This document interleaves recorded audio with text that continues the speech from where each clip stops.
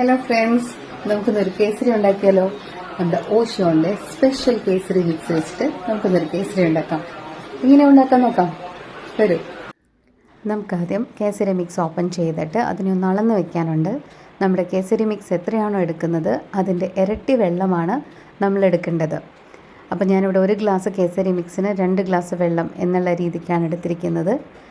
എന്നിട്ടൊരു പാൻ അടുപ്പത്ത് വെച്ചിട്ട് നമ്മളൊരു 2 ടേബിൾ സ്പൂൺ നെയ്യ് ഒഴിച്ച് അതിൽ അണ്ടിപ്പരിപ്പ് മുന്തിരി ഒന്ന് വറുത്തെടുക്കുകയാണ്. ഇത് ജസ്റ്റ് ഓപ്ഷണൽ മാത്രമാണ്. കാരണം ഓൾറെഡി നമ്മുടെ കേസരി മിക്സിൽ റവയും പഞ്ചസാരയും അണ്ടിപ്പരിപ്പ് മുന്തിരിയും എല്ലാം അതിലുണ്ട്. ഞാൻ ജസ്റ്റ് ഒരു ഡെക്കറേഷന് വേണ്ടി മാത്രം അത് ഒന്ന് എടുത്ത് വെക്കുന്നതാണ്.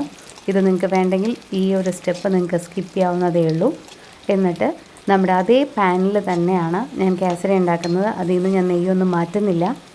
ആ നെയ്യിലേക്ക് തന്നെ നമ്മൾ എടുത്ത് മാറ്റി വെച്ചിരിക്കുന്ന വെള്ളം അതിലേക്ക് ഒഴിച്ചിട്ട് നന്നായിട്ട് തിളയ്ക്കുന്നവരെ നമ്മളതിനൊന്ന് വെയിറ്റ് ചെയ്യണം. നന്നായി വെട്ടിത്തിളച്ചതിന് ശേഷം മാത്രമേ നമ്മുടെ കേസരി മിക്സ് അതിലിടാൻ പാടുള്ളൂ. അത് ഇട്ടതിന് ശേഷം നന്നായിട്ടൊന്ന് ഇളക്കി കൊടുക്കണം.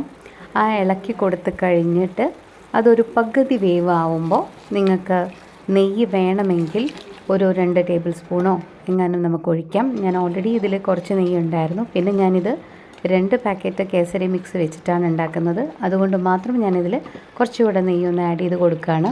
എന്നിട്ട് നന്നായിട്ട് അത് തിക്കാവുന്നവരെ നമ്മളതിനെ ഒന്ന് വറ്റിച്ചെടുക്കണം. അതിനുശേഷം നമുക്ക് ഇഷ്ടമുള്ളൊരു പാത്രത്തിലേക്ക് അത് മാറ്റിയിട്ട് നമുക്ക് ഇഷ്ടമുള്ള ഷേപ്പിൽ അതിനെ കട്ട് ചെയ്തെടുക്കാം. അപ്പം നമ്മുടെ ടേസ്റ്റി ആയിട്ടുള്ള യമ്മി കേസരി റെഡി. എല്ലാവരും ഇത് ട്രൈ ചെയ്ത് നോക്കിക്കോളൂ കേട്ടോ. നമ്മുടെ കേസരി എങ്ങനെയുണ്ടെന്ന് നോക്കിയിട്ട് പറയണേ.